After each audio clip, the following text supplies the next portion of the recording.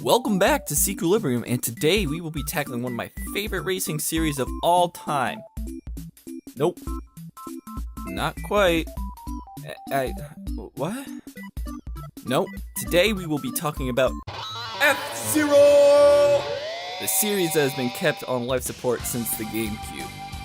Yep, the only thing keeping this guy from obscurity is his appearance in Super Smash Bros.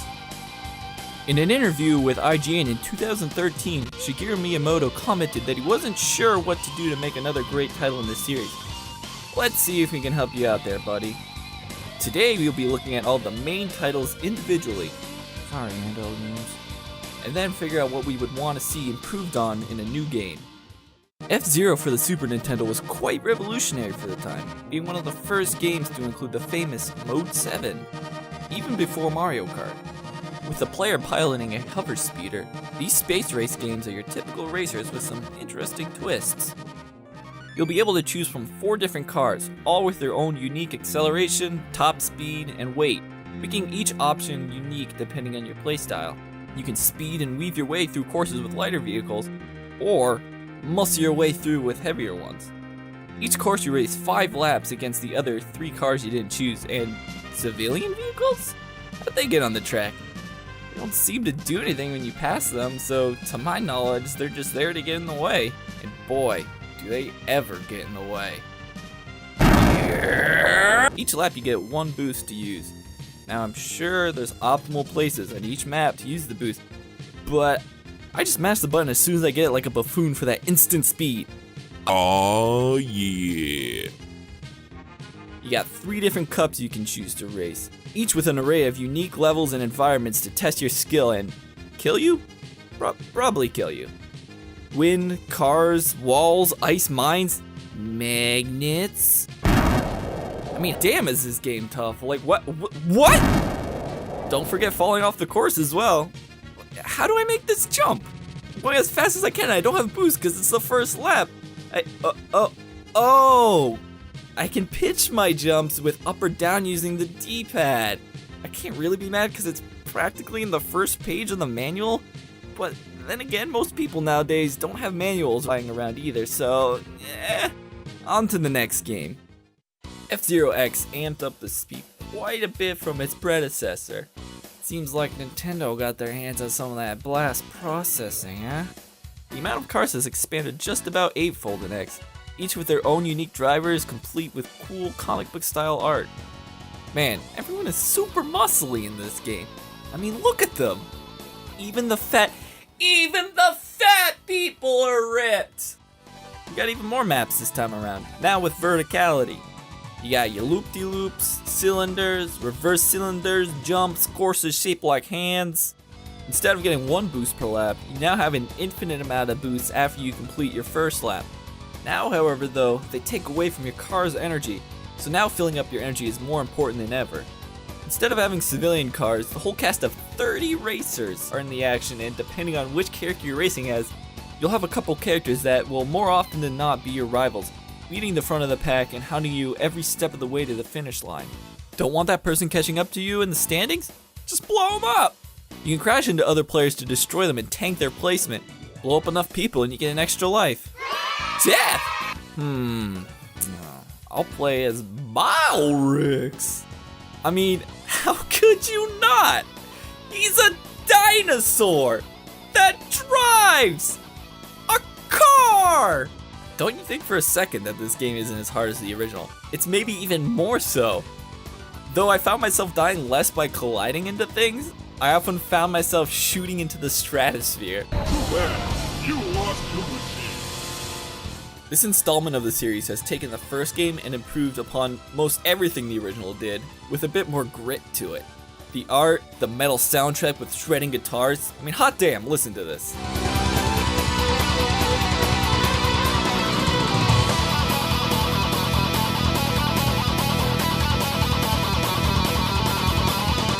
There's even a mode called Death Race. Now that is brutal. The purpose of Death Race is to, well, race to the death. More specifically, kill all other 29 vehicles on an endless track. It's a nice little break from the typical racing. Also, if you're to beat every cup on Expert, you gain access to what is known as X Cup, where every track is random. Yes, you heard me right. This is such a cool idea, allowing the course selection to never really get stale, and you can get some really strange tracks or some really evil ones that kill everyone. Too bad. You lost your machine. The game itself is a bit light on the visual end, especially compared to other N64 games, but that was needed to have the game run smoothly for the 30 cars that occupied it. A worthy trade-off in my book.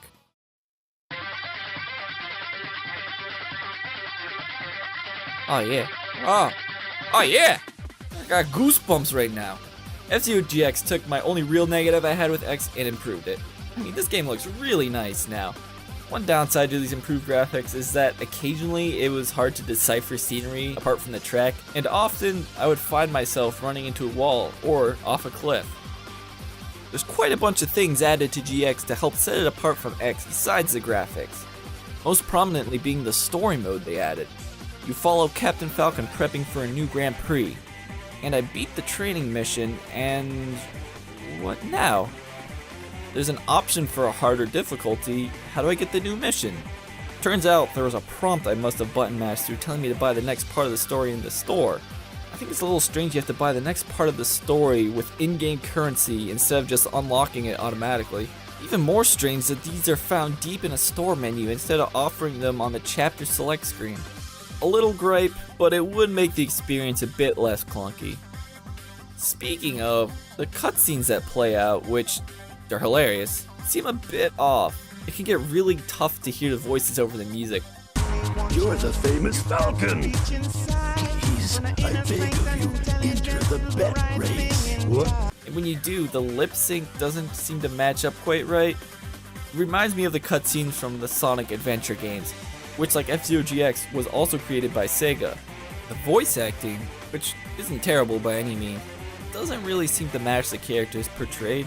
Black Shadow sounds like a teenager, where I think a dark growly voice would be more fitting.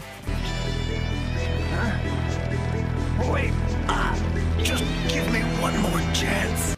And at times, Falcon kind of sounds like an old man. Hey, where do you think you're taking me? Wait! This game, even more so than the other installments, is infamous for its difficulty. Even as a seasoned player of X, I legitimately couldn't get past the third mission. Prepared to see this screen a lot. The NPC racers seem to rubber band quite a bit, so if you get in front at all, it seems like seconds before they shoot in front of you. My guess is they tried to make it so you would barely win, making the victory that much sweeter, and that's okay, for the very hard difficulty. But it's a different story when you're playing on the easy difficulty.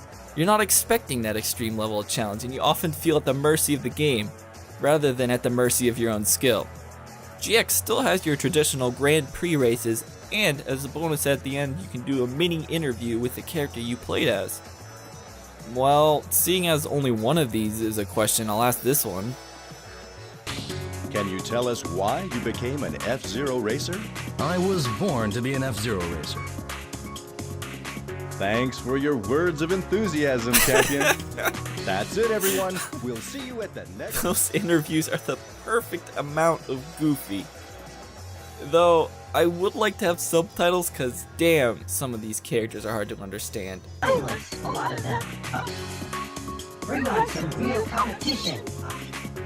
Instead of unlocking preset characters from beating Grand Prix, you now can buy whatever racer you like using the earnings from your Grand Prix and story mode. So it's very similar to X, but you can choose whoever you want to unlock now, so this system works just fine for me. You can also view the character's profile, car, and theme song in-game. Yep, each one of the 30 racers has their own theme song. Damn, Pyrex, that is some Doom soundtrack if I've ever heard it. Falcon's theme is, well, just listen.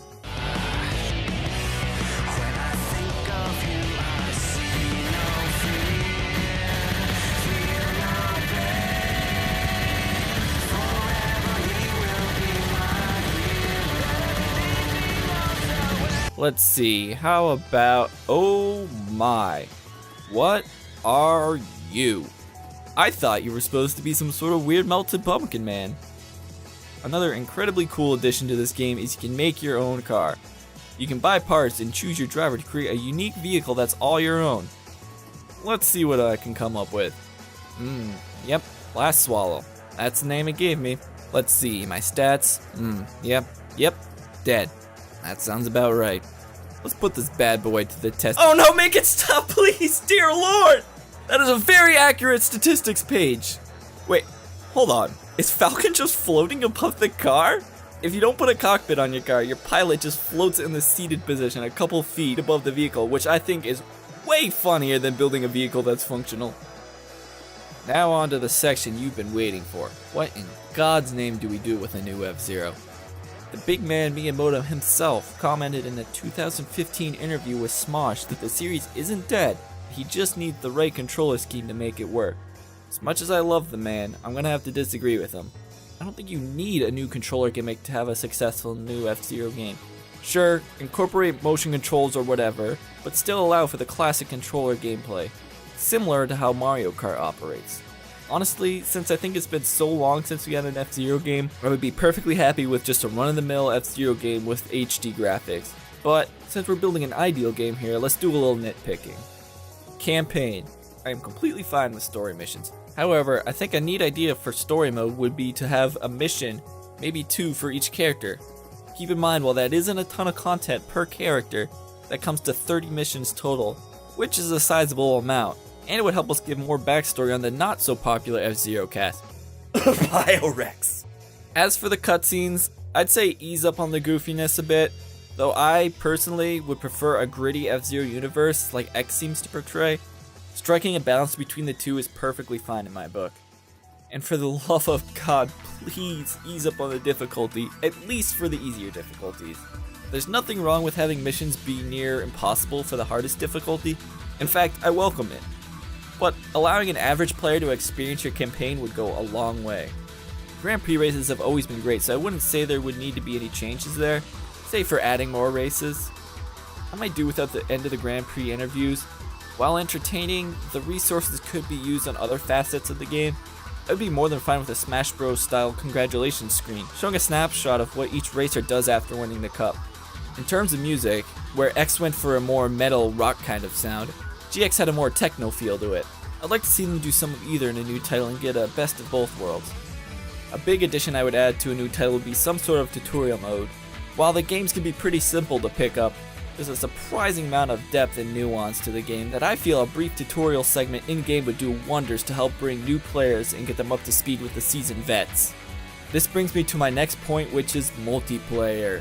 You didn't think I'd forget, did you? You can do up to 4-player split screen and some fast-paced action. While being less arcadey in nature than Nintendo's other racer, Mario Kart, these games could still provide some really goofy moments, especially with that damn slot machine. There's one thing that Mario Kart had over F-Zero, in my opinion, which was allowing friends to play through Grand Prix together. Don't get me wrong, racing head-to-head is fun, but I always loved having NPC racers in the mix as well, and also rubbing it in people's faces when I whooped them in the standings.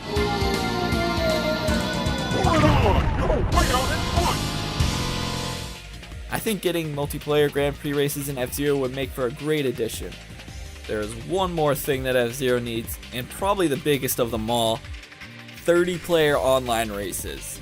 Imagine how incredible it would be racing against 29 other people online, each in their own vehicles. I'm well aware of how big of an order this is, having to network that many people and still get smooth gameplay. And while that could quite possibly not be doable at the moment, I believe that is the eventual goal that developers have to work towards for this series. For now, even if it's just 10 or 15 player races, online multiplayer is a must for future titles and would really help the franchise hold some ground. And Nintendo, if you don't want to make a new F-Zero anytime soon, fine. But please release the F-Zero expansion kit to the Virtual Console. For those of you who don't know what that is, it was a disc add-on to X on the failed Nintendo disc drive that added a new Grand Prix and allowed you to make your own cars as well as your own tracks. It also included the most bomb Rainbow Road rendition I've ever heard. Final words. I have high hopes that we'll see a new F-Zero game for the Switch.